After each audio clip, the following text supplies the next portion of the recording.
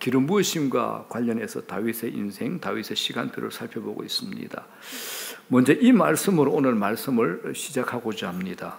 좋은 일이 좋은 결과만 가져오지는 않는다. 이 말씀으로 시작을 하고자 합니다.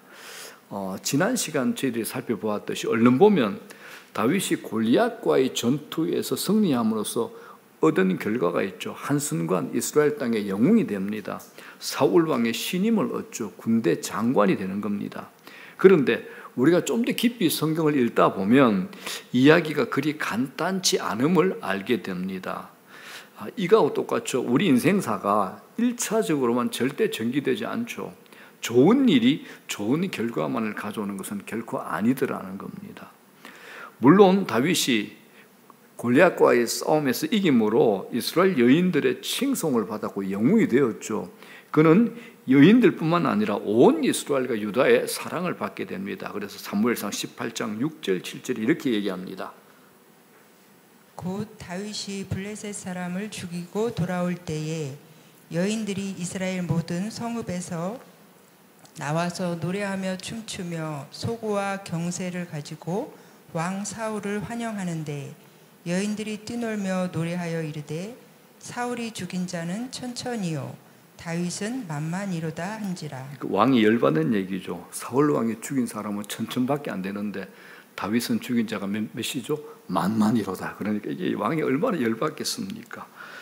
자, 이것만이 아니죠. 다윗은 이 승리로 그의 인생에서 무엇과도 바꿀 수 없는 가장 소중한 한 사람을 얻게 됩니다. 그는 바로 사울 왕의 아들 요나단입니다.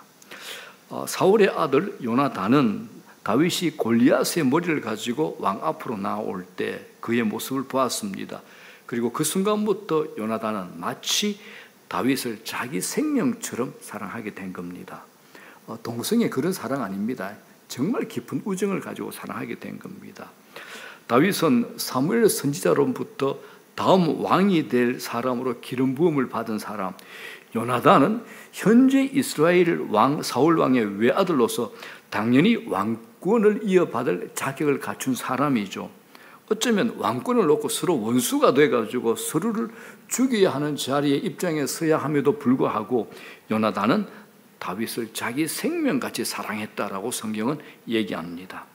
이건 다윗이 골리앗을 이기고 얻은 하나님의 선물이었습니다. 그런데 이런 좋은 선물들만 있었던 것이 아니었습니다. 오히려 이것을 누릴 수 없도록 만든 일이 따라왔는데 그건 다윗을 향한 사울 왕의 미움이었습니다. 정오였습니다. 다윗이 전쟁에서 이기고 돌아왔을 때 좀 전에 봤듯이 모든 여인들이 노래하죠. 사울 왕이 죽인 자는 천천히요 다윗이 죽인 자는 만만이로다 하였는데 이건 사울의 마음에 분노를 일으키게 됩니다. 결국 이 질투와 정오는 적어도 앞으로 10년 동안 다윗의 인생을 아주 공고하게 만들어버립니다. 이렇게 좋은 일이 좋은 결과만을 가져오는 것은 아니라는 사실을 보게 됩니다. 인간의 명석한 두뇌로도 우리 인생사 복잡한 관계들을 제대로 다 이해할 수가 없죠. 그러나 결론은 이겁니다. 우리 인생 하나님이 이 복잡한 과정을 잘 주도하시면서 그 속에서 우리를 하나님의 사람으로 만들어 가더라는 겁니다. 사울의 마음속에 자리 잡은 질투심과 정오는 사단이 그 안에서 아주 일하기 좋은 환경이 된다는 것을 성경이 우리에게 보여줍니다. 사울이 그런 더러운 마음의 포로가 된 이튿날 악신이 사울 왕에게 임합니다. 그때 다윗은 여느 때처럼 수금을 연주하고 있었죠. 사울이 아마 저항할 수 없는 어떤 힘에 이끌려 손에 들고 있던 창을 누구에게 던집니까? 다윗에게 던집니다. 몇 번 던지죠? 2번을 던지죠. 다윗은 2번 다 피합니다. 이 사건은 그렇게 일단락 된 것 같습니다. 자, 10절 11절입니다. 그 이튿날 하나님께서 부리시는 악령이 사울에게 힘있게 내리매 그가 집안에서 정신없이 떠들어대므로 다윗이 평일과 같이 손으로 수금을 타는데 그때 사울의 손에 창이 있는지라. 그가 스스로 이르기를 내가 다윗을 벽에 박으리라 하고 사울이 그 창을 던졌으나 다윗이 그의 앞에서 2번 피하였더라. 아마도 사울이 악신이 들려서 그렇게 한 것이라고 다들 이해하고 넘어갔을 겁니다. 사람들이 그렇게 모든 잘못을 악신의 탓으로 돌리면서 간과하는 것은 바로 사울의 마음속에 있는 더러운 마음이었습니다. 우리도 이런 실수를 잘 저지르지 않습니까? 마귀를 탓하면서 우리 자신이 허용하고 살아가는 질투, 정오, 용서하지 않는 마음에 대한 자기 자신의 책임은 무시하고 사는 거죠. 사울의 마음속에 존재하는 다윗, 그것도 하나님께서 함께 하심으로 지혜롭게 행하는 다윗의 존재는 계속해서 견딜 수 없는 두려움을 사울 왕에게 만들어 주었습니다. 자, 그래서 본문을 보게 되면 사울 왕이 왕인데 다윗을 두려워했다는 표현이 3차례나 나옵니다. 자, 12절을 볼까요? 여호와께서 사울을 떠나 다윗과 함께 계심으로 사울이 그를 두려워한지라. 사울은 다윗이 크게 지혜롭게 행함을 보고 그를 두려워하였으나 사울이 다윗을 더욱 두려워하여 평생에 다윗의 대적이 되니라. 자, 그런데도 사울 왕은 다윗을 천부장으로 삼았습니다. 천부장으로. 왜 그랬을까요? 이건 업무입니다. 사울은 이미 악신이 임할 때뿐만이 아니라 그 자신이 질투와 정오라는 마귀의 생각에 의해서 움직이는 사람이 되어가고 있다는 것을 성경은 상세하게 우리에게 설명해 주고 있습니다. 마음이 얼마나 무서운가를 성경이 우리에게 지적하고 있죠. 사울 왕이 다윗을 천부장으로 삼은 건 단 하나입니다. 다윗을 전쟁터 최전방에 내보내가지고 블레셋 군대 손에 죽게 하려는 음모였던 겁니다. 여러분 알다시피 다윗은 베들레헴의 촌골짜기 이새의 막내 아들입니다. 왕의 사위가 될 만한 부를 가지지 못한 평범한 사람이었죠. 사울은 왕의 사위가 되는 조건으로 다윗에게 이렇게 격려를 합니다. 다윗, 너 용맹스럽게 여호와의 싸움을 나가 싸우라고 이렇게 격려를 하죠. 그 이유가 하나입니다. 자기 손이 아니라 블레셋 사람의 손으로 간접적으로 다른 사람의 손을 빌어서 다윗을 죽이려고 생각했기 때문에 그렇다라고 성경은 우리에게 곳곳에 설명을 합니다. 그런데 이 사울의 예상과는 달리 다윗이 전쟁을 너무 잘하는 겁니다. 전쟁터에 나가서 단 한 번도 패하지 않고 성성장구에서 승리의 소식을 가져옵니다. 그러자 사울은 다윗에게 주겠노라고 약속한 시기에 보란 듯이 그 딸 메랍을 다른 사람 아드리엘이라는 사람의 아내로 줍니다. 이거 완전 방구 같은 얘기야. 내가 왕이라서 욕은 못하게 강단에서 욕을 못하겠는데 자, 읽겠습니다. 17절, 18절, 19절 다 같이 한번 읽어볼게요. 시작. 사울이 다윗에게 이르되 내 맏딸 메랍을 네게 아내로 주리니 오직 너는 나를 위하여 용기를 내어 여호와의 싸움을 싸우라 하니 이는 그가 생각하기를 내 손을 그에게 대지 않고 블레셋 사람들의 손을 그에게 대게 하리라 함이라. 자, 18절 다윗이 사울에게 이르되 내가 누구며 이스라엘 중에 내 친속이나 내 아버지의 집이 무엇이기에 내가 왕의 사위가 되리까 하였더니 자, 19절이 기가 막힙니다. 제가 읽어볼게요.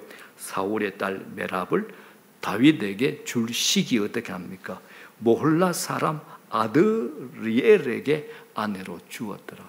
이거 완전히 방구죠. 제가 강대상에서 욕을 못하겠는데 완전히 이거 왕이 아니야. 왕이 자기 딸을 다윗에게 주겠다라고 직접 약속했습니다.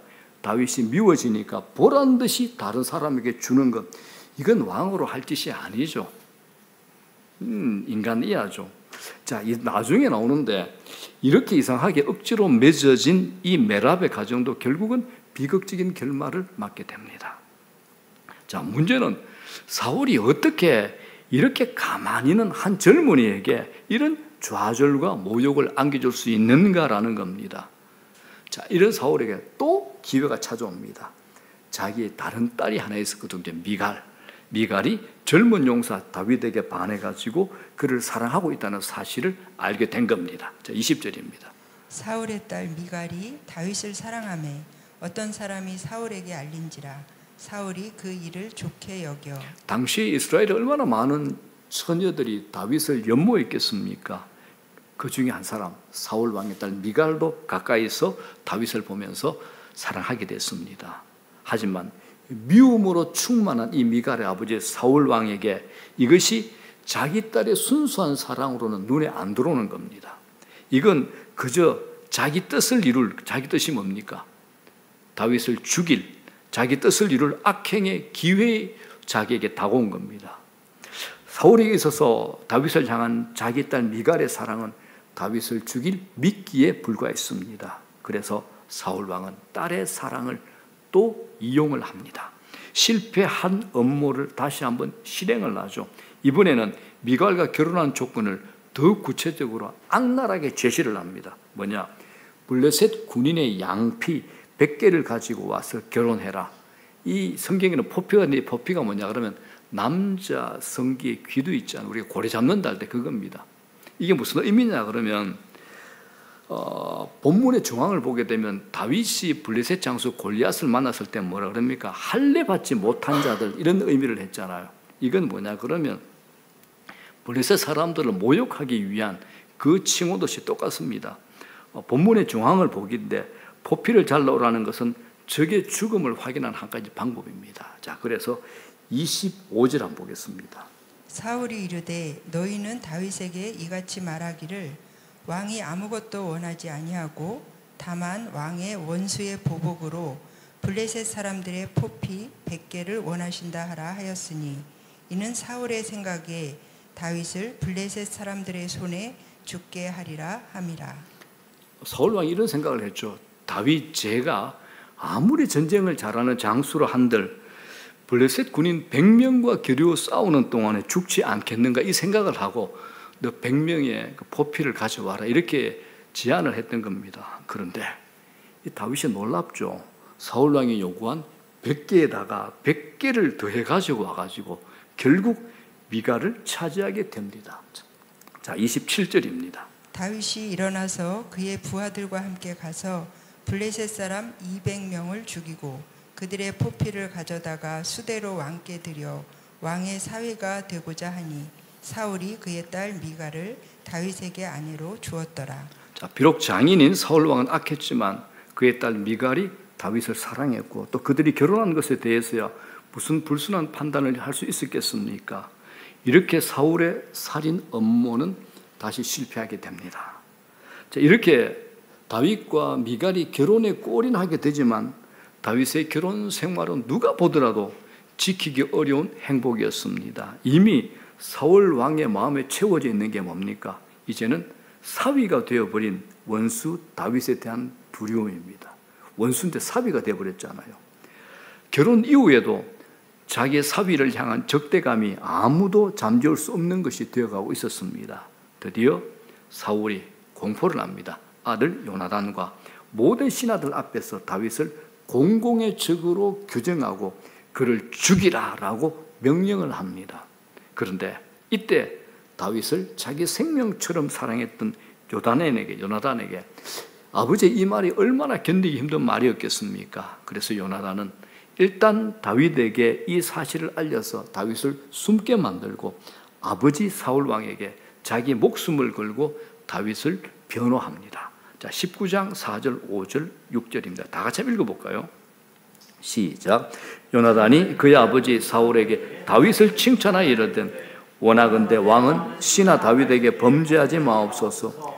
그는 왕께 덕죄하지 아니하였고 그가 왕께 행한 일은 심히 선함이니이다.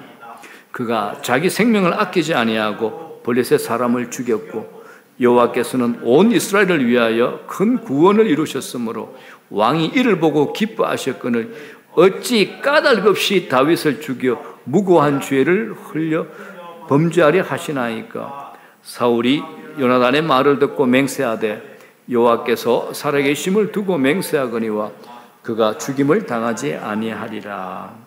다윗의 피를 흘리는 것은 무고한 피를 흘림이라고 말하자 사울왕은 놀랍게도 아들의 말에 설득당합니다. 다윗은 다시 사울왕 앞에서 예전처럼 섬기게 될 기회를 얻게 되죠. 자, 그리고 나서 이제 블레셋과 이스라엘 전쟁은 계속됩니다. 다윗은 나가서 전투할 때마다 계속 승리하는 겁니다.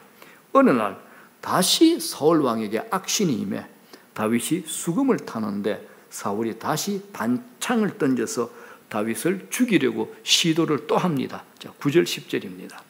사울이 손에 단창을 가지고 그의 집에 앉았을 때에 여호와께서 부리시는 악령이 사울에게 접하였으므로 다윗이 손으로 수금을 탈 때에 사울이 단창으로 다윗을 벽에 박으려 하였으나 그는 사울의 앞을 피하고 사울의 창은 벽에 박힌지라 다윗이 그 밤에 도피하매. 뭘 느낍니까? 사단이 질투와 정오의 포로가 된 사울을 그냥 놔두지 않고 자기 마음대로 밀가루듯이 사용을 하는 겁니다. 다윗이 그 밤에 사울 왕을 피하여 일단 집으로 도망을 가죠. 그런데 사울이 또 여기 그치지 않습니다. 군사들을 보내가지고 다윗의 집을 지키고 있다가 아침에 그를 죽이라라고 명령을 하죠. 아마 국내에서 일어나는 모든 일들은 비밀이 없었을 겁니다. 다윗의 아내 미갈이 이 상황을 알게 되었고 다윗을 창으로 내려 도망치게 합니다. 11절 12절입니다. 사울이 전령들을 다윗의 집에 보내어 그를 지키다가 아침에 그를 죽이게 하려 한지라 다윗의 아내 미갈이 다윗에게 말하여 이르되 당신이 이 밤에 당신의 생명을 구하지 아니하면 내일에는 죽임을 당하리라 하고 미갈이 다윗을 창에서 달아내림에 그가 피하여 도망하니라. 다윗을 도망시키고 난 다음에 미갈이 어떻게 하느냐, 그 침대 그 자리에 다윗이 누웠던 그 자리에 우상을 만들어서 눕혀놓고 염소틀을 씌웁니다. 다윗이 누워있는 것처럼 가장을 하죠. 사울이 보낸 군인들에게는 다윗이 아파서 누워있다고 거짓말을 합니다. 그런데 결국 이 사실을 아버지 사울 왕이 알게 돼. 그래서 자기를 속인 딸 미갈에게 사울 왕은 분노를 합니다. 자, 13절부터 17절까지 다 같이 읽어볼게요. 시작. 미갈이 우상을 가져다가 침상에 놓이고 염소털로 엮은 것을 그 머리에 씌우고 의복으로 그것을 덮었더니 사울이 전령들을 보내어 다윗을 잡으려 하며 미갈이 이르되 그가 병들었느니라. 사울이 또 전령들을 보내어 다윗을 보라 하며 이르되 그를 침상채 내게로 들고 오라. 내가 그를 죽이리라. 전령들이 들어가 본즉 침상에는 우상이 있고 염소털로 엮은 것이 그 머리에 있었더라. 사울이 미갈에게 이르되 너는 어찌하여 이처럼 나를 속여 내 대적을 놓아 피하게 하였느냐.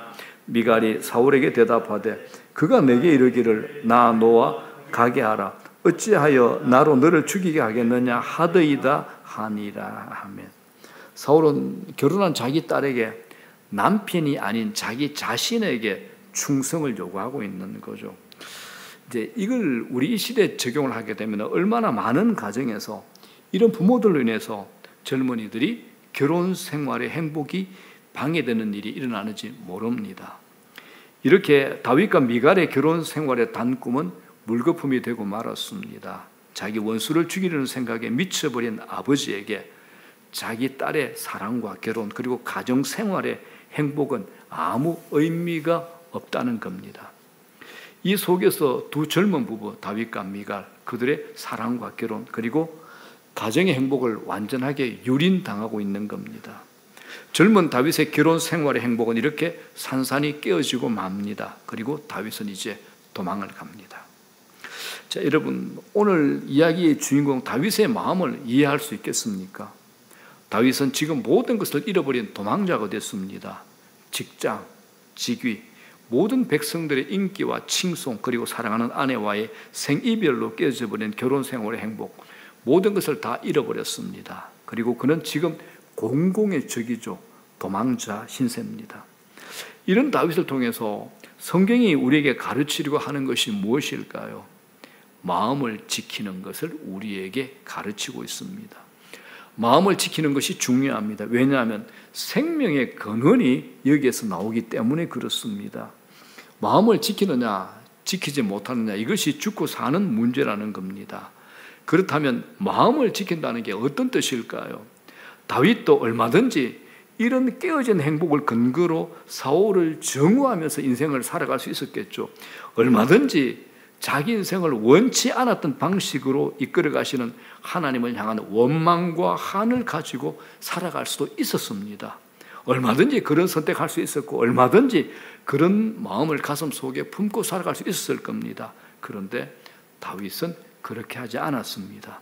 이게 마음을 지킨다는 말의 의미입니다. 우리 인생도 예외가 아닙니다. 우리 역시 마귀나 사람들이 쳐놓은 유혹의 어두운 미로를 자주 지나가잖아요.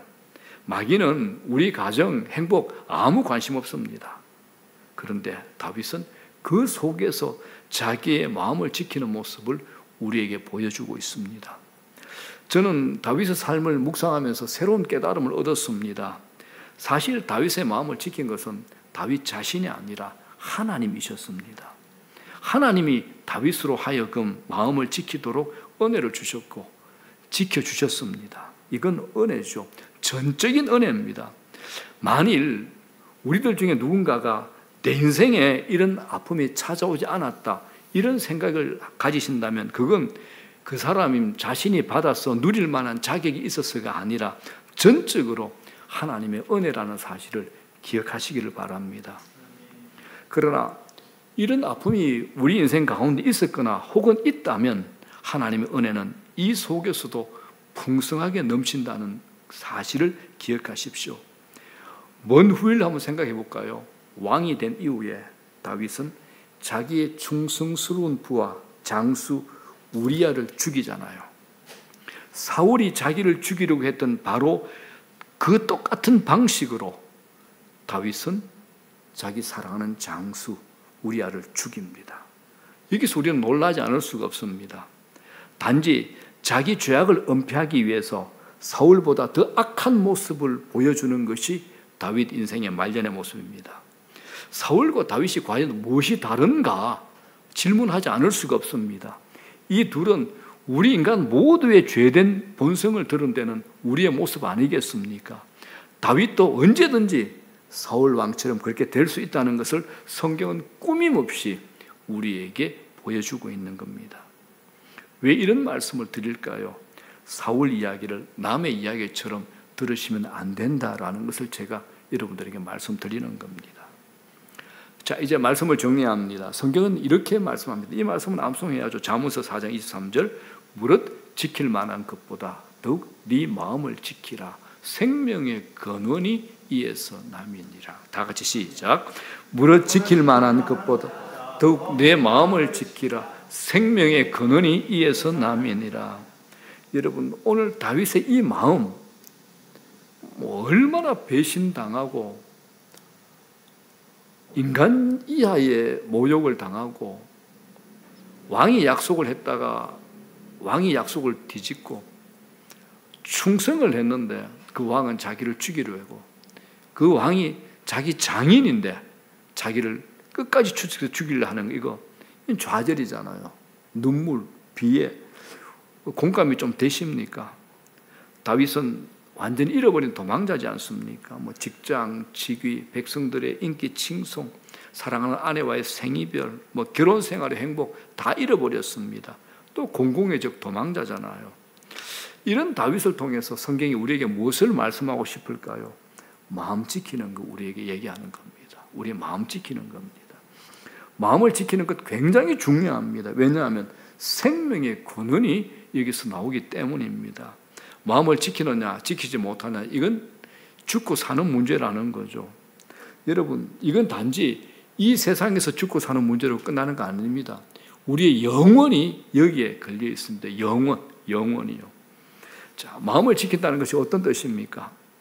다윗은 얼마든지 이런 깨어진 행복을 근거로 사울을 정오하면서 인생 살 수 있었잖아요. 얼마든지 자기 인생 하나님께 원망하면서 하나님께 투덜대면서 한을 가지고 살아갈 수 있었습니다. 얼마든지 그런 선택할 수 있었죠. 얼마든지 그런 마음 가슴 속에 품고 살아갈 수 있었습니다. 그러나 다윗은 그렇게 하지 않았습니다. 이게 마음을 지킨다는 의미입니다. 우리 인생 예외 아닙니다. 다윗이나 사울 그들과 다르지 않습니다. 우리도 기회만 주어진다면 얼마든지 사울처럼 다윗처럼 그렇게 할 수 있는 사람들입니다. 우리 역시 우리를 삼키려고 마귀가 또는 사람들이 쳐놓은 유혹의 어두운 미로를 매일 지나가지 않습니까? 저는 좀 전에 말씀드린 것처럼 다윗의 삶을 묵상하면서 참 귀한 깨달음을 얻었습니다. 다윗의 마음을 지킨 것은 다윗 자신이 아니라 하나님이셨습니다. 하나님이 다윗으로 하여금 마음을 지키도록 은혜를 주셨고 하나님께서 그를 지키신 겁니다. 이게 은혜죠. 이게 전적인 은혜입니다. 은혜는 어떤 경우도 개인적이고 비밀스럽고 은밀한 거기 때문에 남에게 아무리 설명해도 설명이 잘 안 됩니다. 나만이 아는 하나님과 나와의 비밀이죠. 만일 내게 이런 아픔이 찾아오지 않았다고 생각이 든다면 그건 내가 받아 누릴 만한 자격이 있어서가 아니라 전적으로 하나님의 은혜다. 전적인 하나님의 은혜다. 이 사실 우리 평생에 기억해야 될 것 같습니다. 그러나 이런 아픔이 우리 인생 가운데 있었거나 혹은 있다면 하나님의 은혜는 이 속에서도 풍성하게 또 넘친다는 사실 기억하고 우리는 은혜 안에서 머무는 겁니다. 어떤 상황도 어떤 깨어짐도 우리의 마음 깨트릴 수 없도록 우리가 우리 마음 지킵시다. 이게 하나님의 약속입니다. 그래서 다윗이 시편 18편에 이런 고백을 하죠. 다 같이 시작. 나의 하나님 여호와여, 내가 주를 사랑하나이다. 여호와는 나의 반석이시요 나의 요새시요 나를 건지시는 이시요 나의 하나님이시요 내가 그 안에 피할 나의 바위시요 나의 방패시요 나의 구원의 뿌리시요 나의 산성이시로다. 내가 찬송받으실 여호와께 아뢰리니 내 원수들에게서 구원을 얻으리로다. 사망의 줄이 나를 얽고 불의의 창수가 나를 두렵게 하였으며 스올의 줄이 나를 두르고 사망의 올무가 내게 이르렀도다. 내가 환난 중에서 여호와께 아뢰며 나의 하나님께 부르짖었더니 그가 그의 성전에서 내 소리를 들으시며 그의 앞에서 나의 부르짖음이 그의 귀에 들렸도다. 아멘.